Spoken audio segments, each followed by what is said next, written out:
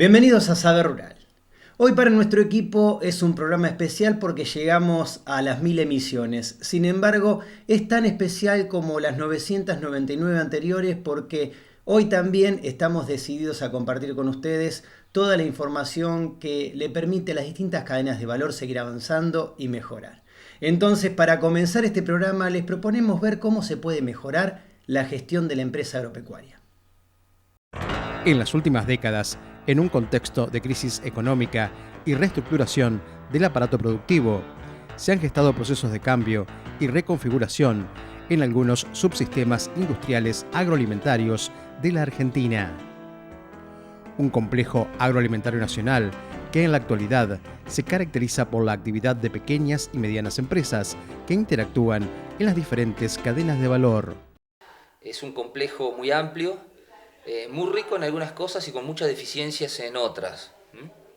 Que esto, de acuerdo a la perspectiva que se le da, es cómo se lo mira. Lo que sí es cierto es que uno mirándolo con proyección de futuro y en un marco, digamos, internacional de avance, independientemente de las cuestiones coyunturales que uno ha vivido y que está viviendo, sí vemos que tiene un amplio potencial, ¿sí? Un amplio potencial, pero desde el punto de vista de lo que es el desarrollo regional. Convengamos que la mayor parte de los entramados agroalimentarios están constituidos por pequeñas y medianas empresas o agrupados en pequeñas y medianas empresas, que es un poco lo que uno ve a nuestro alrededor.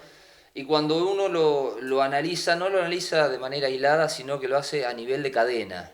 ¿Sí? ¿Qué implica esto? Es decir, no ver solamente las unidades de producción o de transformación, sino desde las unidades de producción, cómo se puede intervenir, cómo se puede mejorar. Hoy por hoy, con todo el avance tecnológico, uno ve cada día, digamos, la tecnología aplicada, y lo cual es muy interesante, y de ahí hacia adelante en todos los procesos de transformación, de distribución, hasta lo que es la llegada concretamente al consumidor, ¿sí? Es decir, una mirada un tanto sistémica. Esto por supuesto que es complejo, sabemos que es dinámico, sabemos que es cambiante, que tiene incertidumbre, pero lo interpretamos como algo positivo. Lo que sí es cierto que hay cuestiones estructurales, ¿sí? Que generan muchas deficiencias y problemáticas, la necesidad de la intervención por lógica de un mayor sustento del Estado en todo esto, vamos a decir, con reglas de juego claras, que es un poco lo que pide o lo que demanda el sector empresarial. Que eso implica reformas en profundidad y uno interpreta que esas reformas deberían ser desde un enfoque, digamos, de trabajos interdisciplinarios, en equipos, con la vinculación de diferentes actores, porque acá no es el rol de un actor o de otro, sino la conjunción de todos los actores. Y cuando uno piensa en actores, o sea, nosotros interpretamos como el juego del rol político que tiene, los sectores empresariales, los sectores financieros, sectores educativos, ¿sí? Que tienen, digamos, tanta impronta con la inserción de profesionales. En las empresas agroalimentarias, los criterios funcionales de organización deben contemplar un adecuado y oportuno control de la marcha de las actividades productivas y comerciales, con eficientes niveles de información, tanto en las áreas productivas y tecnológicas como en las de operaciones administrativas y comerciales. Para dar respuesta a la demanda de formación continua de los profesionales, la Facultad de Agronomía de la UNICEN posee una maestría en Administración Agroalimentaria, orientada a graduados de diversas profesiones que interactúan con el sector. Primero es importante mencionar que esta maestría es algo especial en la región, ¿sí? Por dos cuestiones. Por un lado, porque es una maestría interinstitucional, que implica que no hay en juego solamente dos facultades, sino que son dos universidades. La Universidad Nacional del Centro, a la cual pertenece la Facultad de Agronomía, nuestra, vamos a decir, y la Universidad Nacional de La Pampa, a la cual pertenece la Facultad de Agronomía. Que si bien compartimos realidades parecidas, por lógica, ¿sí? A nivel regional las cuestiones suelen ser diferentes.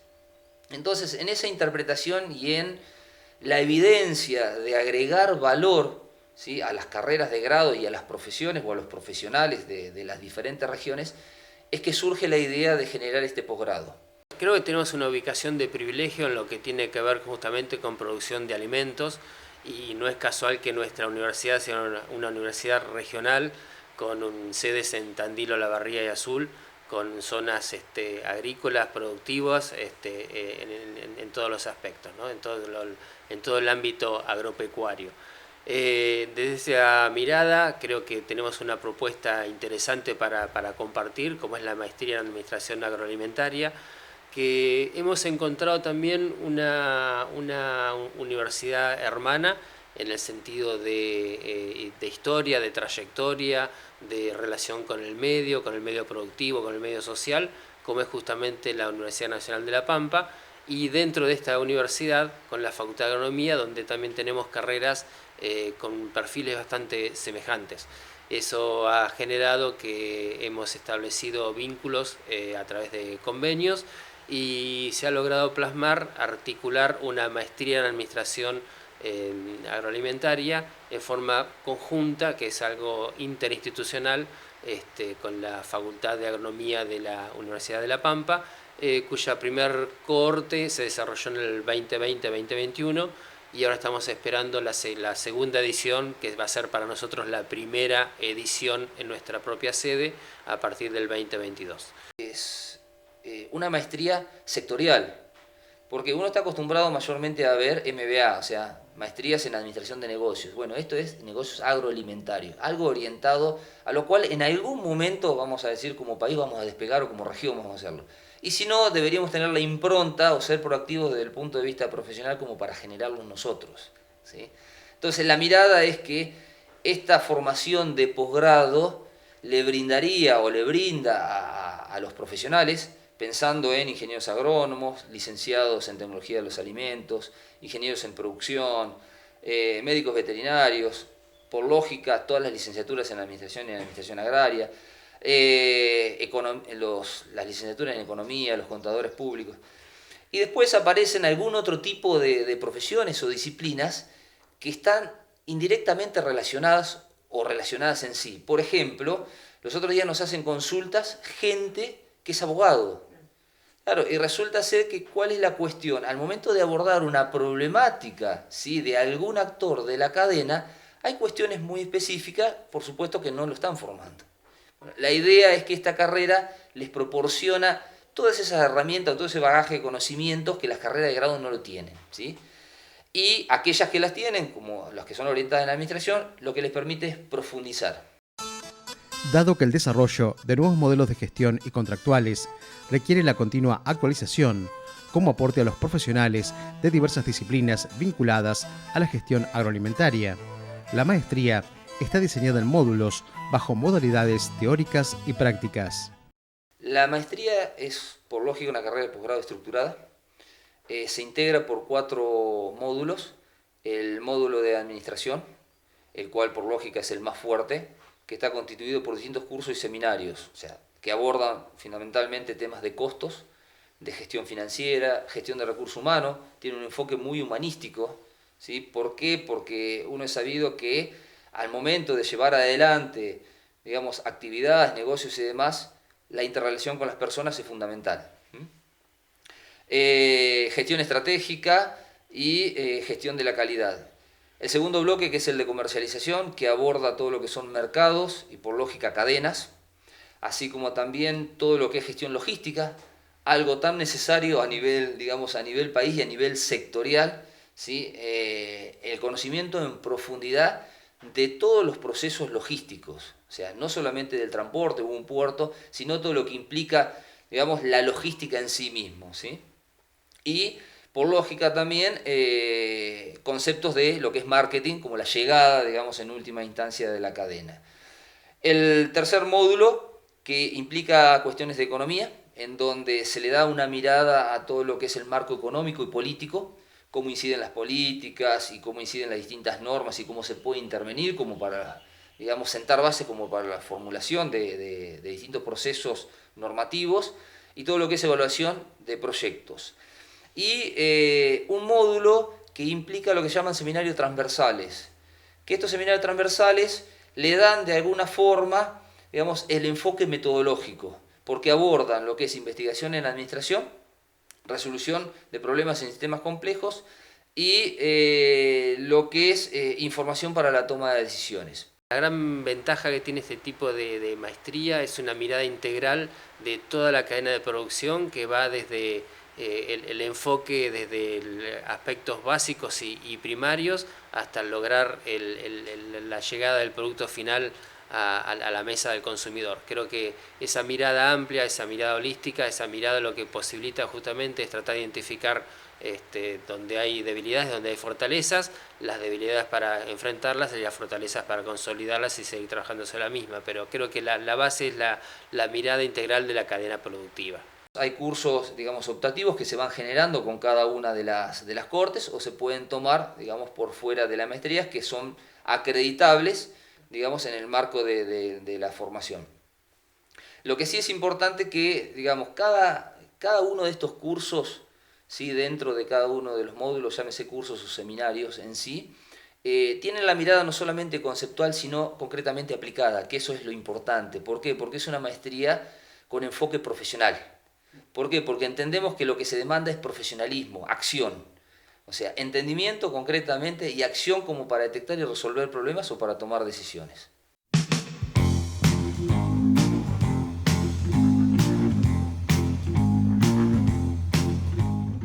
Después de conocer esta propuesta académica de posgrado de la Facultad de Agronomía de la Universidad Nacional del Centro de la Provincia de Buenos Aires, queremos agradecerle a sus referentes por sus constantes aportes en conocimientos. Y a ustedes que nos acompañan les proponemos hacer una pequeña pausa para, en nuestro próximo bloque, estar viendo cómo se puede mejorar la sustentabilidad de la ganadería bovina.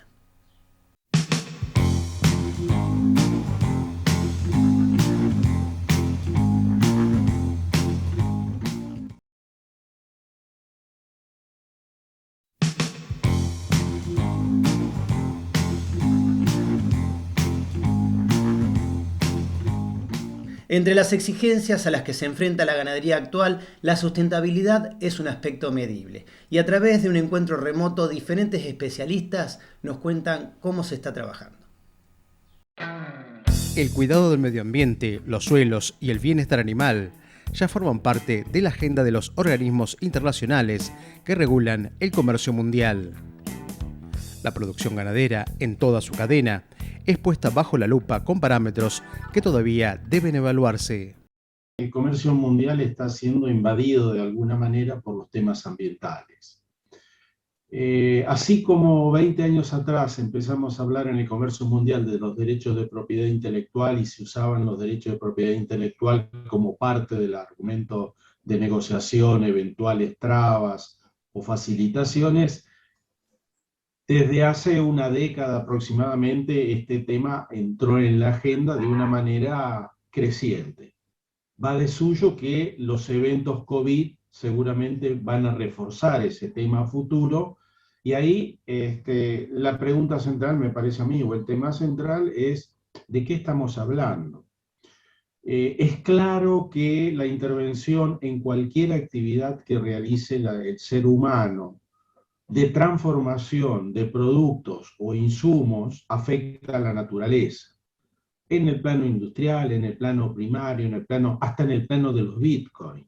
Entonces, obviamente, toda la cadena de ganados y carne entra en esa pantalla, digamos. Y ahí hay distintas etapas de impacto. Hay un impacto a nivel primario, por la emisión de gas metano, fermentaciones entéricas bovinas y demás. Hay temas que afectan el suelo, hay temas de escurrimientos de efluentes, aparece el tema del feedlot, se cuela bienestar animal y obviamente la etapa industrial tiene su presencia en términos de qué hacemos con los subproductos o desechos del sector frigorífico, hasta todos los esquemas de sustentabilidad ambiental en el transporte que va desde la puerta del frigorífico hasta la carnicería en particular. En el caso argentino tiene alguna particularidad muy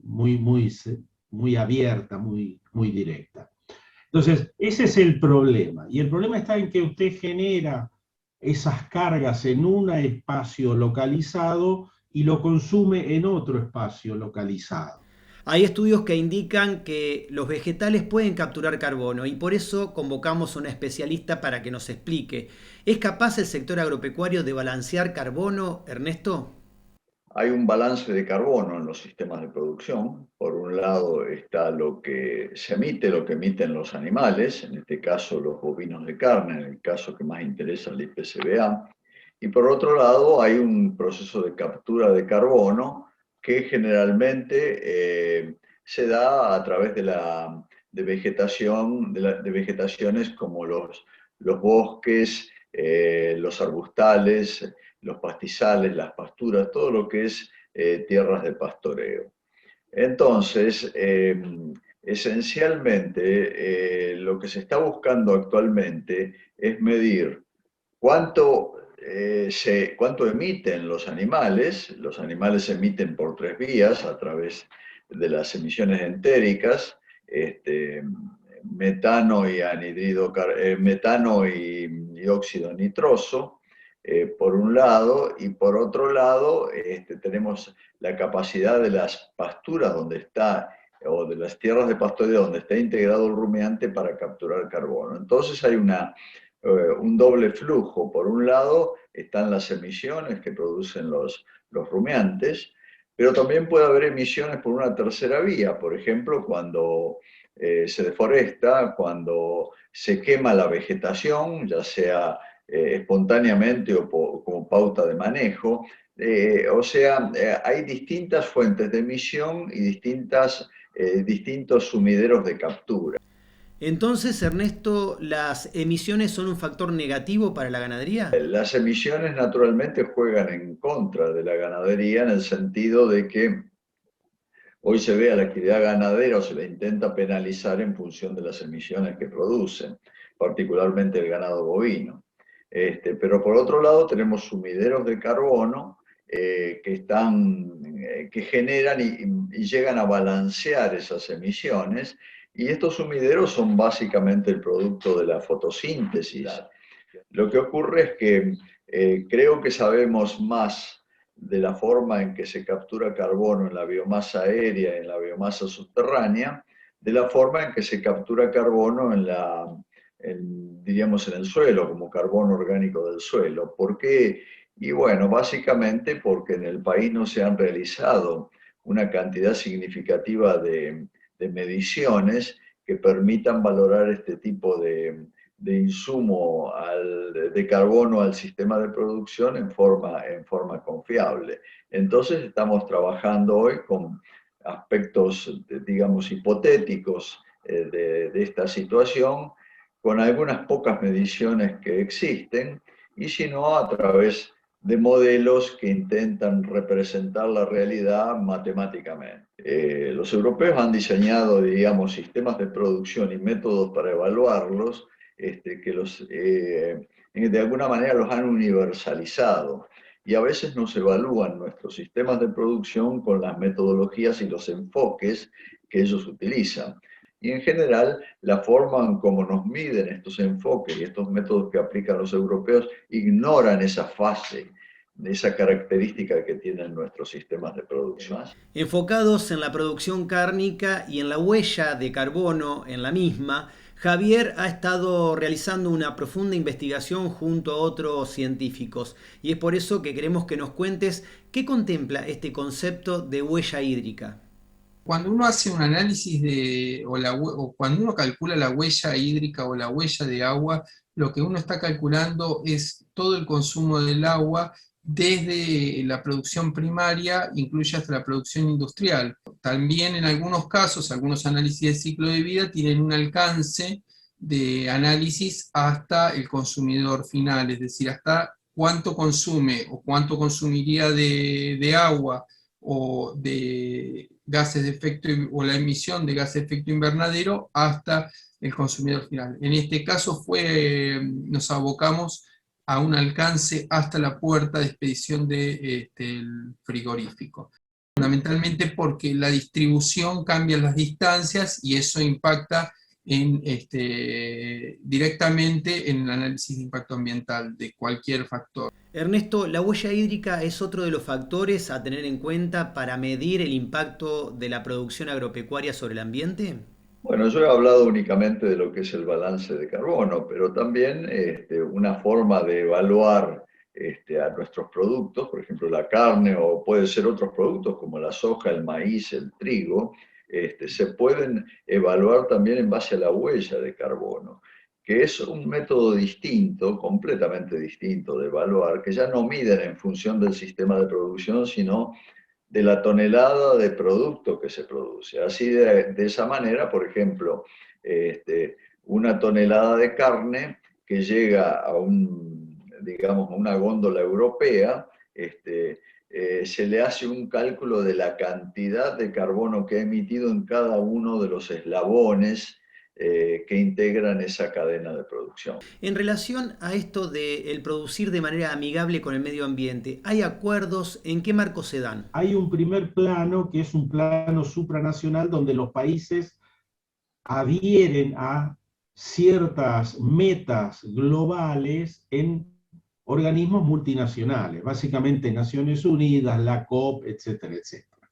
Después están los acuerdos país-país, que es el segundo plano. Digo, país-país, país-bloque de países, etcétera, etcétera. Por ejemplo, Argentina versus la Comunidad Económica. Entonces, ahí es donde se define la norma para la habilitación del mercado particular de ingreso a una determinada sociedad y donde eventualmente la sociedad que opera como demandante puede argumentar que el país firmó un compromiso supranacional. O sea, el compromiso está allá arriba, supranacional, hay que cumplirlo y después en la negociación eventualmente alguien puede echar mano a ese argumento, lo cual da cierto grado de ambivalencia en el uso. Ese es el segundo plano. Y el tercer plano es que crecientemente el comercio de carnes tiene por lo menos una parte en la cadena Horeca, hoteles, restaurantes, catering, etcétera, normas privadas, donde en las normas privadas de conducta, de producción, de consumo y de transporte, también aparece el tema ambiental.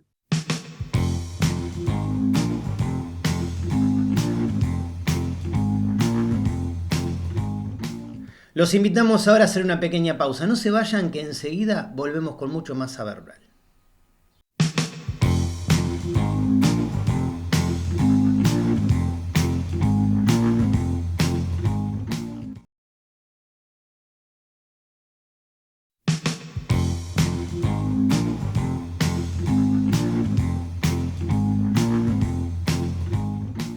El diagnóstico y tratamiento de las enfermedades tumorales es un tema en el que la medicina veterinaria está haciendo foco.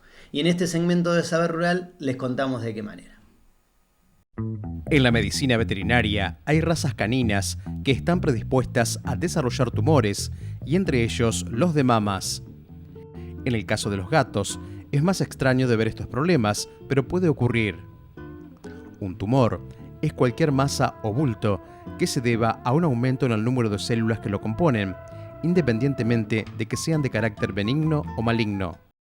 Concretamente, si hablamos de tumores de mama, hay que diferenciar entre los perritos y los gatitos. En la perrita hablamos del tumor más frecuente, sobre todo en países en los que no se castran a las perritas, es el tumor más frecuente. La noticia buena es que la mayoría, un 60% de ellos, son buenos. O sea, solamente un 40% son malos, hablamos ya de cáncer, y entonces, pues bueno, detectados a tiempo y extirpados, es decir, quitar, lo que se entiende por cortar, por lo sano, pues solucionamos el problema. Por el contrario, en la gatita, la mayoría de los tumores de mama de la gata son malos. Hablamos de cáncer, el 90%, 85% de ellos son malos, por tanto, la mayoría son malignos, pero la noticia buena es que no son tan frecuentes como en la perra. Son los terceros más frecuentes, entonces no son tan frecuentes. Si bien la etiología de los tumores mamarios no es del todo conocida, la gran mayoría se deben a las hormonas sexuales femeninas, denominadas estrógenos. Se sabe claramente que el principal factor son las hormonas femeninas, las hormonas producidas en los ovarios, son, igual que en la mujer, son el principal factor, aparte de un factor genético, hereditario que puede haber en algunos casos, el principal factor son las hormonas. De ahí que a lo mejor enlazo con la siguiente pregunta, no lo sé, la mejor manera de prevenir estos tumores es la castración, pero temprana.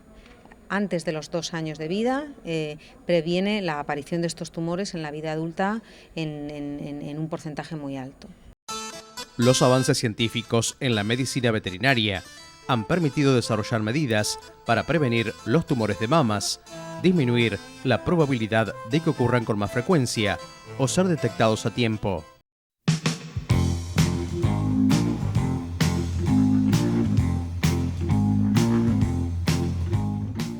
Amigos del campo, de esta manera llegamos al final de este programa. Muchísimas gracias por habernos acompañado una vez más. Nos vamos hasta dentro de una semana, cuando los estaremos esperando para compartir nuevamente junto a ustedes mucho más saber rural.